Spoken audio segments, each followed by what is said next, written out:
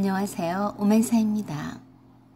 저는 30대 후반의 여자입니다. 결혼을 한 지는 3년 정도 되었고 딸아이가 한 명 있습니다. 남편과는 직장 내에서 만나서 비밀 연애를 하다가 결혼을 하게 되었는데 결혼 이후에는 제가 직장을 그만두고 다른 곳으로 이직을 하게 되었습니다. 저는 사실 법무사입니다. 남편도 법무사인데요. 같은 법무법인에서 부부로 있기가 껄끄러워서 제가 따로 나와서 법무사 사무실을 차리게 되었습니다. 우리 시어머니는 아들과 며느리가 둘 다 법무사라며 주위에 자랑을 많이 하고 다니셨어요. 시어머니는 중졸이셨고 조그만 공장의 구내식당에서 참모로 일하고 계셨습니다. 시아버지는 건설 쪽에서 험한 일을 하시다가 다리를 다치셨는데 그 후유증으로 못 걸으시고 누워만 계시다가 돌아가셨다고 했어요. 엘리베이터가 없는 오래된 빌라 옥탑의 방 2개짜리 집에서 살아왔습니다. 지금까지도 그 집에서 살고 계십니다. 남편에게는 여동생이 한 명 있었는데 23살 어린 나이에 혼인신고만 한 채 결혼식도 못하고 살고 있었어요. 아마도 경제적인 어려움 때문인 것 같았는데 그래도 나름 아이도 셋이나 낳고 잘 살고 있는 듯 했습니다. 사실 남편과 결혼하기 전에 저희 친정 부모님이 시댁이 어려운 형편 때문에 걱정을 많이 하시기도 했습니다. 네가 뭐가 부족해서 그러니? 다른 사람들 만나면 안 되겠냐? 없는 집에 시집을 가면 고생팔자가 확 열리는 법이야. 네 능력에 네 미모에 더 좋은 조건의 남자를 만날 수가 있는데 뭐하러 그래? 그런데 저는 이미 남편이 정이 들 대로 들어버린 상태라서 친정 부모님의 말이 귀에 들어오지도 않았습니다. 엄마, 우리 둘 다 법무사인데 시댁 형편이 어렵게 사는 게 무슨 대수예요? 걱정 말아요. 잘 살 테니까. 시어머니도 저를 며느리로서 자랑스러워 하셨습니다. 처음 인사를 드리러 갔을 때 시어머니께서 제게 그러셨어요. 이렇게 없이 사는 집에 온다니 나야 고맙고 미안할 따름이다. 시어머니는 저를 참 이뻐하신다고 생각했습니다. 그때는 남편을 향한 마음 하나로 순수한 사랑뿐이었어요. 남편을 처음 알게 된 것은 법학원에서 공부를 할 때였습니다. 그때는 공부에만 신경을 쓰느라 그저 얼굴만 알고 지내는 정도였는데 나중에 같은 법무법인에 근무를 하게 될 줄이야. 그래서 더 친해지게 되었고 마음이 통했습니다. 남편의 겉모습만 봐서는 부잣집의 막내 도련님처럼 생겼어요. 귀티가 좔좔 흐르는 생김새에 여자께나 한 부대는 끌고 다녔을 법한 사람이었습니다. 하지만 그는 공부에 집중을 하느라 단 한 번도 연애도 한 적이 없었고 제가 처음으로 마음을 주고받는 여자였다고 했습니다. 저는 그 말에 더 감동을 받았던 것 같습니다.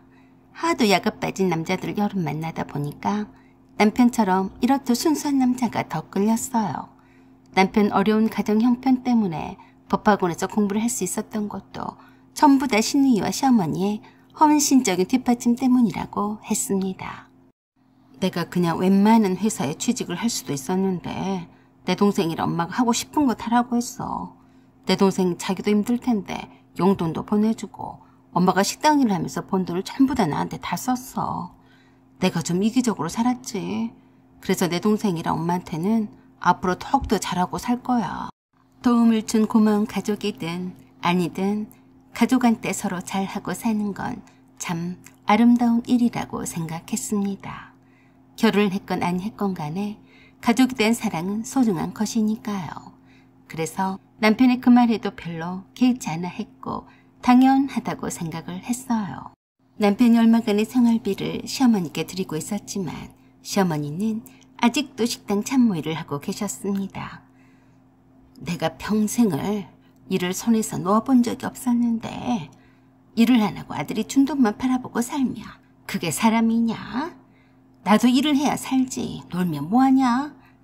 그것도 틀린 말은 아니었어요. 아직은 건강하신데 집에만 계시면 뭐하나요? 힘든 일만 아니면 된 거라고 생각을 했습니다. 시누이는 아이 셋을 키우다 보니 집에서 가정주부로만 살고 있었어요. 시어머니는 시누이가 외벌이로 어떻게 아이를 셋이나 키우냐면서 늘 시누이 걱정을 많이 하셨습니다. 모르긴 몰라도 남편이 시어머니께 드리는 생활비는 몽땅 시누이한테 가는 것 같기도 했습니다. 김치며 화장지 하나까지도 시누이 살림에 보태라고 다 갖다 주는 것 같았는데 그걸 뭐라 할 수 있나요? 부모 마음이란 게 원래 그런 거라고 생각했습니다. 제가 상관할 바가 아니라고 여겼어요. 그런데 어느 날 밤에 갑자기 신우이가 애들 셋이나 데리고 시어머니와 함께 찾아왔습니다. 퇴근해서 집에 와 있는데 시어머니가 미리 전화를 주셨어요. 라연이야, 미냐? 집에 왔어? 네, 어머니. 무슨 일이세요? 가서 자세한 얘기는 하고 지금 내가 갈 테니까 그리 알아라. 네? 이 시간에요? 무슨 일 있으세요? 라고 했는데 이미 툭 끊으셨어요. 무슨 일이지? 이런 적이 없으셨는데. 남편은 아직 퇴근 전이라서 집에 아직 오지 않았는데 느닷없는 시어머니의 방문 연락이 의아했습니다. 고지의 현관 벨이 울려서 나가봤더니 시어머니 뒤로 누군가 더 있더라고요. 밤중에 색안경을 끼고 있는 모습이었는데 바로 신우이였어요. 애들까지 다 데리고 왔습니다. 저는 깜짝 놀랐습니다. 어머, 아가씨 아니에요? 어색하게 웃으면서 제게 그러더라고요. 언니, 밤중에 미안하네. 여기밖에 갈 데가 없어서 말이야. 시어머니 한 손에는 신우의 5살짜리 큰아들의 손을 잡고서 그러셨어요. 일단 애들 추우니까 얼른 들어가자 라고 하시며 바로 집 안으로 들어오셨습니다. 그리고 신우의 품에서 잠들어 있는 이제 갓돌이 지난 신우의 막내딸을 받아서 작은 방으로 안고 들어가셨어요. 저는 엉겁결에 신우에게 얼른 들어오라고 그랬는데 조금 황당하기 짝이 없더라고요. 신우는 제가 들어오라고 하자 어린 둘째 아들 데리고 들어오자마자 화장실부터 찾았습니다. 옳게 언니, 우리 현수가 오줌이 마렵대. 화장실 어디야? 응, 저기야. 이쪽으로 데리고 와. 화장실 문을 열어주고 나와서 열려진 현관문을 닫으려고 하는데 저는 그만 기절 초풍을 하는 줄 알았습니다. 세상에, 문 앞에 짐이 산더미처럼 쌓여 있었어요. 이게 뭐야? 아예 살러 온 거야? 불길한 예감이 막 밀려왔습니다. 시어머니는 잠든 어린 신우의 막내딸이 예민하다며 다시 제 안방 침대에다 눕혔어요. 시어머니가 잠든 애를 제 안방 침대에다 다시 눕히고 나오시길래 여쭸어요. 어머니, 밖에 짐은 뭐예요? 보면 모르냐? 여태 안으로 안 나르고 뭐했냐? 네? 아가씨 짐이에요? 무슨 짐이 저렇게 많아요? 이사한 줄 알겠네요. 아니, 그럼 애가 셋인데 안 그러겠냐? 얼른 날르라니까 뭐해? 네. 오늘따라 시어머니가 신경이 날카로우신 게 다른 때와는 달라 보였습니다. 신우도 화장실에서 아들 오줌을 누이고 나와서 짐을 저희 집안으로 들여다 놨어요. 제가 그런 신우에게 물었어요. 아가씨, 무슨 일 있었어요? 안경 좀 벗어봐요. 밤중에 무슨 안경을 그렇게 진한 색깔로 썼어요? 그러자 시어머니가 제게 냅다 그러신 겁니다. 그러던지 말던지 냅둬라. 쓸만하니까 썼겠지. 너는 무슨 말이 그렇게 남았냐? 또 한 번 제게 짜증스럽게 말씀을 하셔서 저도 여간 기분이 언짢은 게 아니었어요. 어머니, 그래도 제게 화내실 일은 아니죠. 도대체 무슨 일이길래 그래요? 신우는 저에게서 고개를 돌리고 앉아서 아무런 대꾸도 하지 않아서 더 답답했습니다. 시어머니가 제 손을 잡고 거실 소파에 앉으시더니 그러셨어요. 진숙이가 박서방이랑 싸웠단다. 저 조망만한 얼굴에 때릴 데가 어디 있다고 주먹질을 했어. 그런 놈하고 살겄냐? 그래서 내가 이리로 애들 데리고 오라고 했다. 네? 싸웠는데 애들 데리고 이리로 오면 어떡해요? 그러자 시어머니가 신우의 안경을 벗기더니 신우의 눈탱이가 밤탱이 같은 모습을 가리키며 제게 그러셨어요.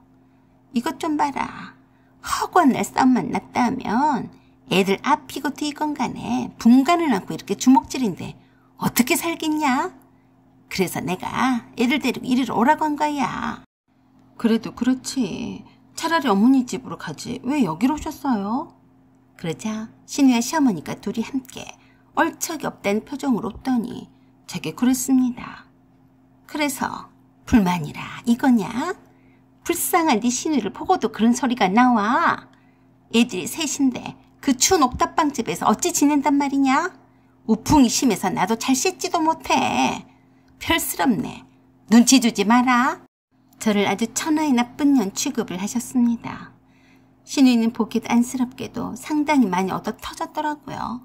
그래서 시어머니의 심기가 영 불편하고 예민하셨구나 라고 생각을 했습니다. 그래서 제가 그랬어요. 이왕 왔으니까 작은 방에다 이불을 깔아줄 테니까 거기서 애들과 함께 자도록 해요. 어머니는 어쩌실 거예요? 어쩌긴 뭘 어쩌냐. 나도 오늘은 진숙이라 할 말도 많으니까 자고 갈란다. 너무도 당연하게 말씀을 하시길래 저도 살짝 당황스럽더라고요. 네, 그러세요. 별로 내키지는 않았지만 뭐 어쩌겠어요. 저렇게 처량한 몰골로 나타났는데요. 애들까지 셋이서 어쩌겠다는 건지. 시어머니는 오로지 신우이 생각뿐이었어요. 눈탱이가 밤탱이가 될 정도로 사위한테 딸이 얻어 터졌으니 그 마음이 오죽했겠어요.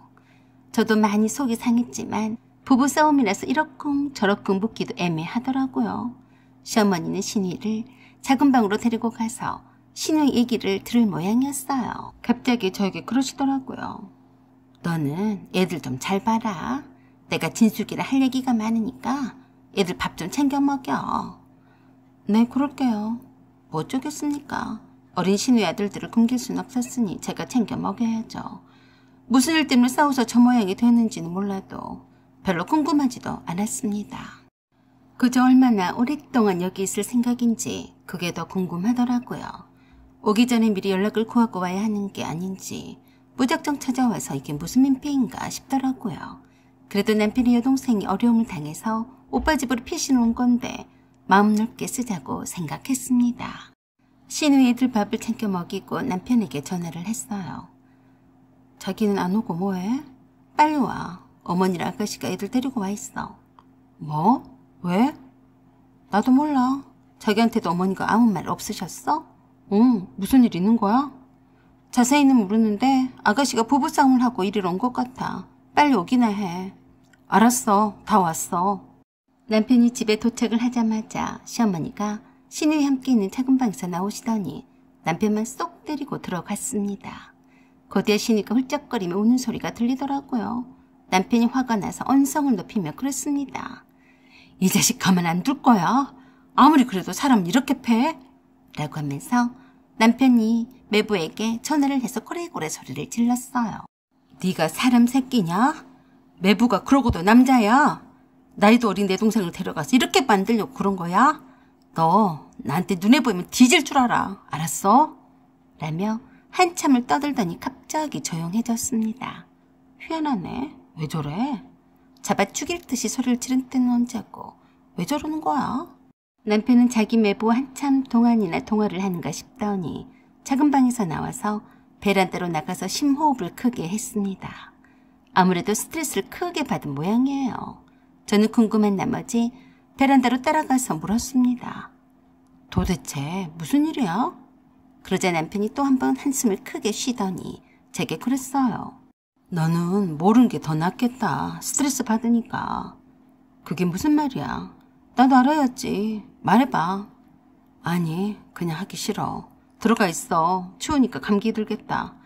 담배 끊었는데 담배 생각이 나서 죽겠네. 왜 아가씨 얼굴을 저 모양으로 만든 거래? 얻어 터지고 엄마한테 전화한 모양이야. 그러니까 당장에 짐 싸서 오라고 한 거지.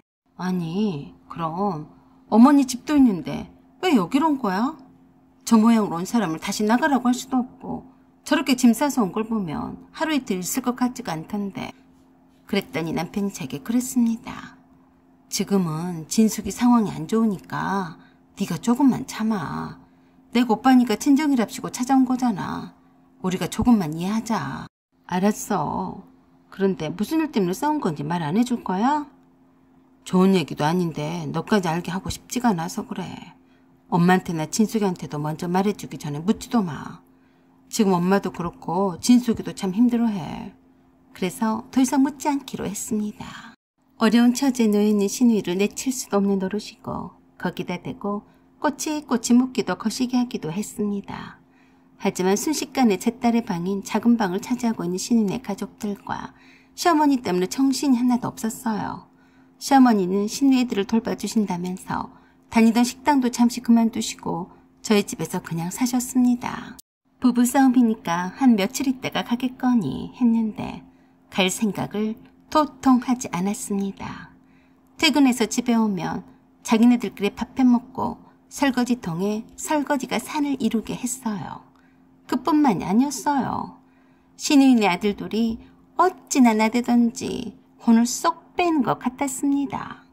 시어머니는 시누이가 불쌍하다며 시누이에게 손 하나 까딱도 못하게 하시더라고요. 조금 뿔따구가 나기도 했고 스팀을 받는 듯해서 제가 시누이에게 그랬어요. 아가씨, 설거지는 해놨어야지. 이게 뭐야. 밥을 먹었으면 설거지는 기본이 아니에요? 설마 나보고 하라고 그런 건 아니죠? 언니, 그냥 냅둬요. 내가 할 테니까요. 라고 하면서 하지 않았어요. 저녁 식사를 하고 난 뒤에 며느리밥을 따로 차려둔 적이 없었습니다. 자기네들 밥 먹고 난 뒤에 그대로 상도 안 치우고 놔두더라고요. 그래서 제가 또 한 소리를 안 할 수가 없었어요. 아가씨, 밥을 먹었으면 상도 치워야죠. 이건 왜 그냥 둔 거예요? 지금 바로 치워요. 어머니랑 집에 있으면서 이것도 안 하고 뭐 했어요? 라고 하자 갑자기 서럽게 울면서 생쇼를 했습니다. 언니, 지금 나한테 눈치를 주는 거예요? 언니가 올 때가 되어서 밥 먹으라고 안 치운 거예요. 언니가 밥 먹고 치우면 될 것을 왜 잔소리 폭탄이에요? 그러자 시어머니가 그새 시누이가 하는 말을 들었는지 제게 달려와서 그러셨습니다. 너 뭐하는 물건이냐? 네가 지금 진숙이를 구박하는 거냐? 네가 네 집이니까 네가 다 해야지 누구 보고 하란 말이야. 너는 진숙이가 불쌍하지도 않냐? 어디서 시누이를 시켜 먹으려고 해? 싹 다 네가 다 해라. 지가 밥도 안 차려주면서 잘 차려 먹으면 고마워할 일이지. 말도 많네. 이젠 보자 하니까 쌍으로 내 속을 긁어댔습니다. 저도 웬만하면 참으려고 했는데 일하고 온 사람한테 밥도 안 차려놓고 먹다 남은 반찬에다 밥 먹고 치우라고 하질 않나. 설거지를 나보고 하라는 듯이 산을 이루고 있지를 않나. 피곤해 죽겠는데 왕짜증이 났습니다. 어머니, 아가씨가 불쌍하긴 뭐가 불쌍하다고 그러세요? 부부싸움을 하다가 어디 터진 게 불쌍해요?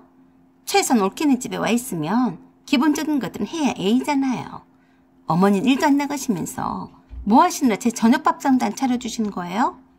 제가 어머니랑 아가씨가 먹다 남은 반찬에다 더러운 식탁에서 밥을 먹어야겠어요? 제가 거지예요?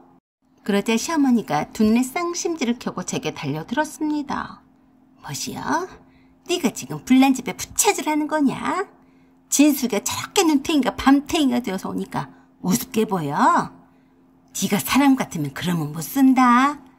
네 집에 왔으니까 네가 밥도 차려주고 출근도 하고 일찍 와서 저녁밥도 해줘야지. 안 그러냐?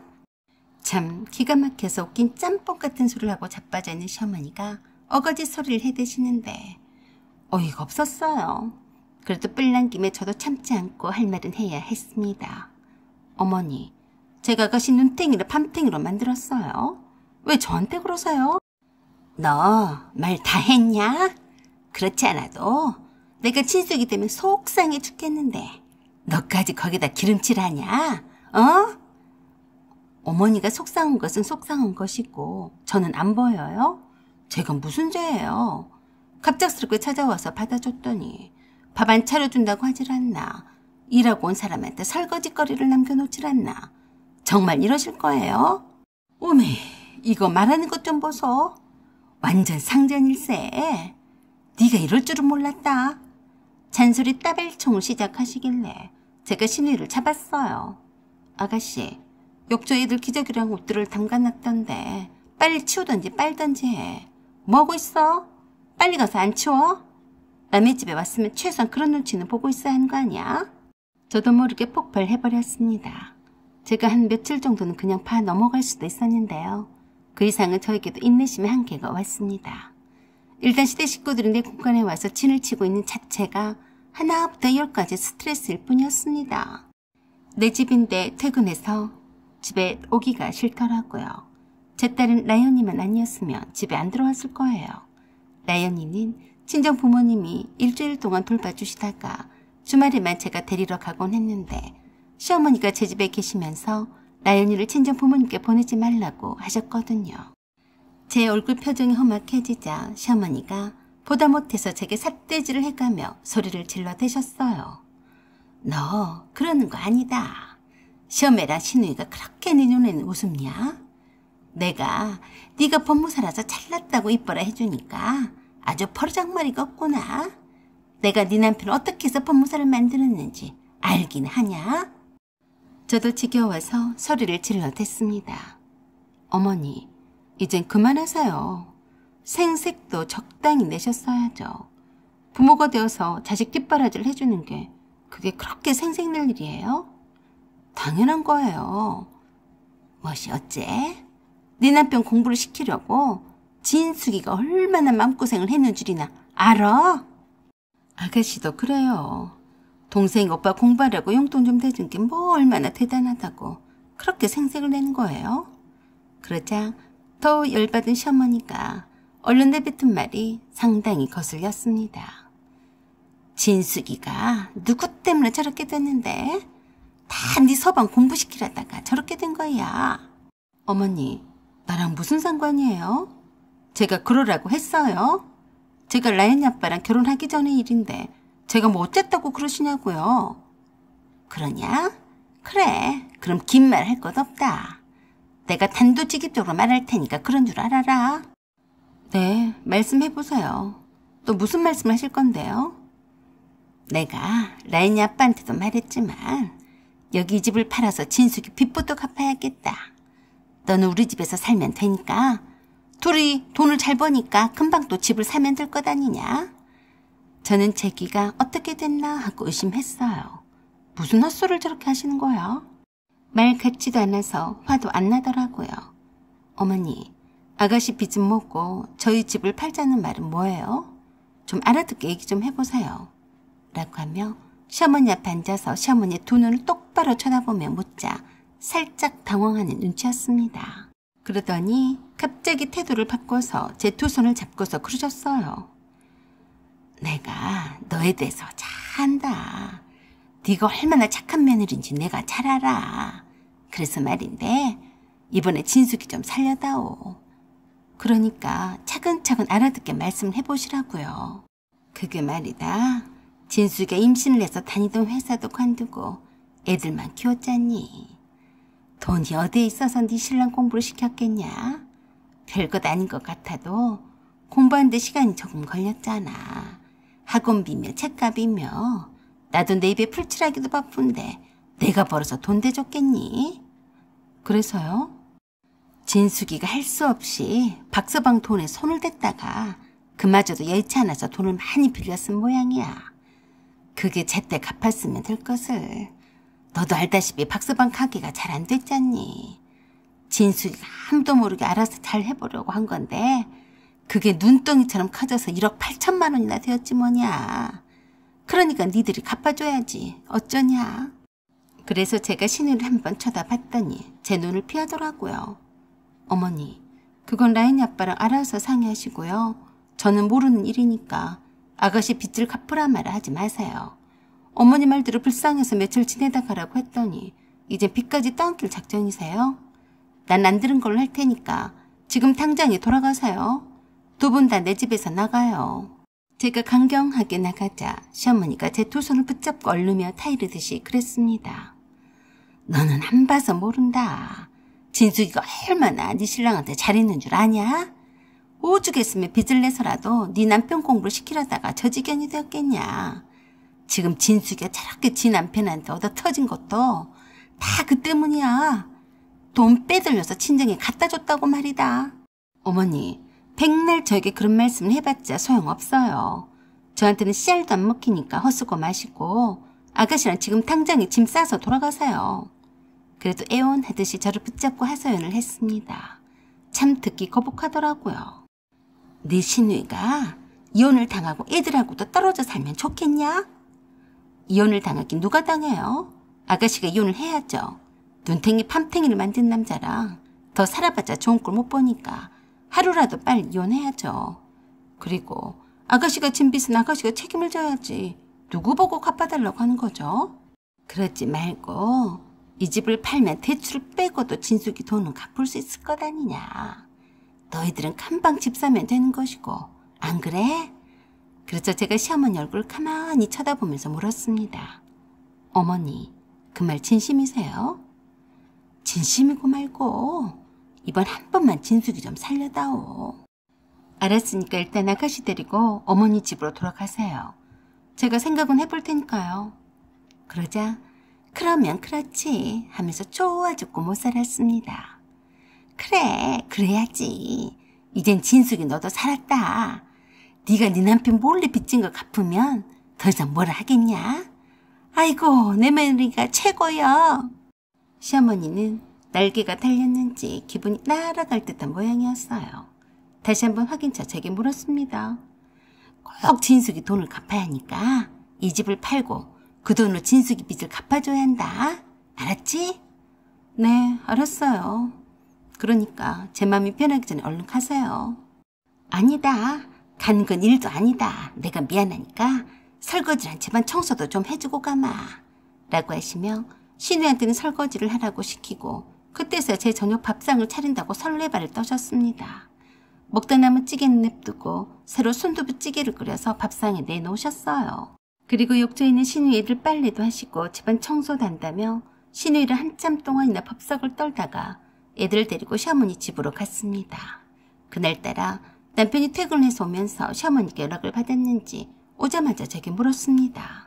라연이 엄마, 정말이야? 뭘? 진숙이 빚 갚아준다고 했다며. 진짜로 이 집을 팔아서 돈 만들어줄 거냐고. 아니, 내가 미쳤냐? 나와 상관도 없는 돈을 왜 갚아주냐? 뻔한 거 아니냐?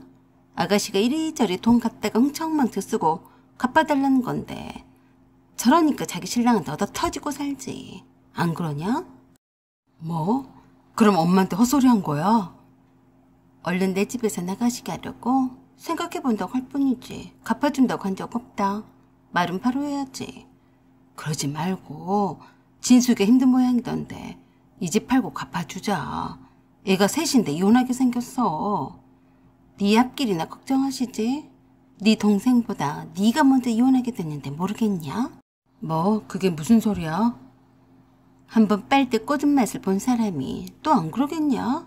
자기 남편 몰래 1억 8천만 원 빚을 진 인간도 정상이 아닌데 그 빚이 자기 공부 뒷바라지 썼다고 사기치는 인간도 더 정상이 아니지 않냐?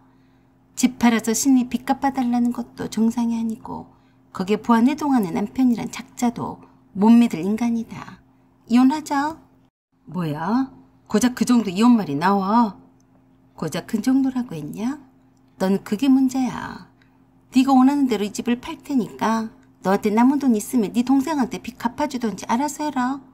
이혼만은 절대로 안 된다고 했지만 전 이혼을 강행했습니다. 남편이 안 된다고 사정을 했지만 이미 이혼을 결심한 이상 멈추지는 않았어요. 드디어 시어머니 귀에도 그 소식을 전해 들었는지 제게 전화를 해서 난리를 쳐댔습니다. 네가 제정신으로 진숙이 빚을 갚아준다고 한 줄 알았더니 뭐 이혼? 그게 말이 되냐? 어머니가 원하는 대로 집 팔았으니까 라인이 아빠한테 아가씨 빚 갚아달라고 하세요. 돈 있을라나 모르겠지만요. 그동안 남편 몰래 남편이 들었던 적금을 깨서 투자해온 것이 있었는데 그게 꽤 큰 금액으로 불었어요. 미리 이혼 서류에 도장을 찍기 전에 빼돌렸습니다. 저도 신우이한테 배운 게 있었어요. 살던 집을 팔아버리고 각자 살기로 했습니다.